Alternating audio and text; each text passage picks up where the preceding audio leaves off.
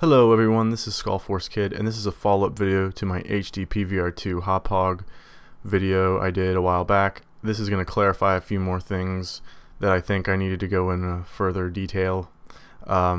First off, inside of ArcSoft Showbiz, you have your source, so click your source, which is the Hauppauge video capture device. Depending on what type of console you're capturing from, you're going to run component for your Wii or your PlayStation 3, and you're going to run HDMI for your video input on your Xbox 360. Audio, it's going to be RCA line in for the Wii and the PlayStation 3, and HDMI for the Xbox 360. For device settings, you can change your video standard, whichever region you're in, and you can change your hue, contrast, saturation, sharpness, and brightness. I run defaults and they seem to be fine, so whichever you like to see, whichever is your preference is basically what you're going to do there. Format settings, you're going to go into, let's see here, video properties. You want to run constant bit rate, and you can go all the way down to 12, and you can run 12 there as well. Run 4 there and apply. Make sure the button grays. For encoder, you might get this error. Mine always does this on my desktop. It doesn't on my laptop. I don't know why. You can go in here and change these. I don't think these really save when you select them, so I don't know. It doesn't really matter. It does. I've noticed that you can disable your LEDs and boost your analog audio input levels, but these really don't seem to save for me. It might be a bug, but I'm not really sure. It works fine, so I don't really mess with it. That's honestly the best policy with a Hauppauge. If it runs, don't mess with it because they break, and then you can never figure out how to get them to work again. Okay, in the last video I was talking about video scalers. I would only mess with your video scaler if you're having issues recording at certain rates.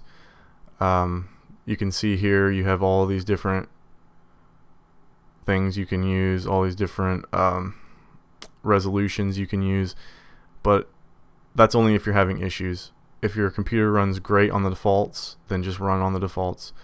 Turn your video encoder level up to 42. Audio encoder, these are already the way they are. These are all defaults here. And analog boost is already turned on. So we did video properties, we did, okay. You can change your peak and your bit rate, constant, apply.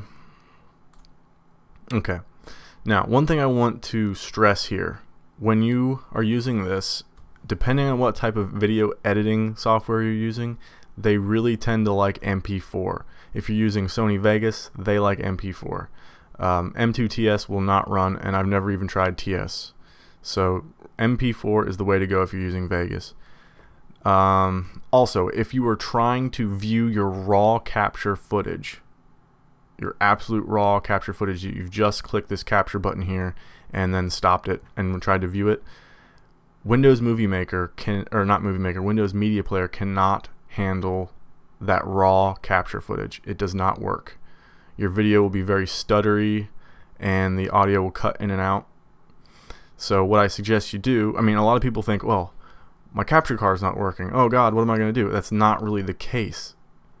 If your computer's powerful enough to handle it, it's just that you're trying to use the default program, which is Windows Media Player, and it doesn't handle it. So I recommend you download this program right here, VLC Media Player. It's free. Just Google it, and it'll work great for all of your capture files. So that's great for previewing everything. If you're still having troubles after watching all this, I recommend going into your format settings and messing around with your bit rates. You can lower your bit rates to get different results and try moving between constant and variable.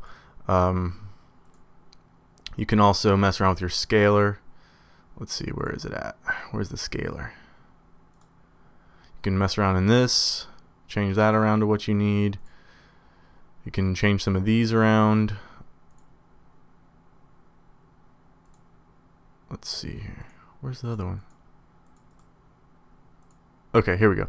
You can go into your scaler and you can change your rates and your resolutions, and sometimes it's just trial and error to get things to work correctly, but that's really what I wanted to cover in this video, to just make sure I cover all the bases, because I know I did a pretty generic run through on the last video, and this is really just to give people who are having a little bit more trouble a little bit more help. So I just want to thank everybody for watching. Hopefully this is gonna alleviate some of your problems, and I will see you in the next episode.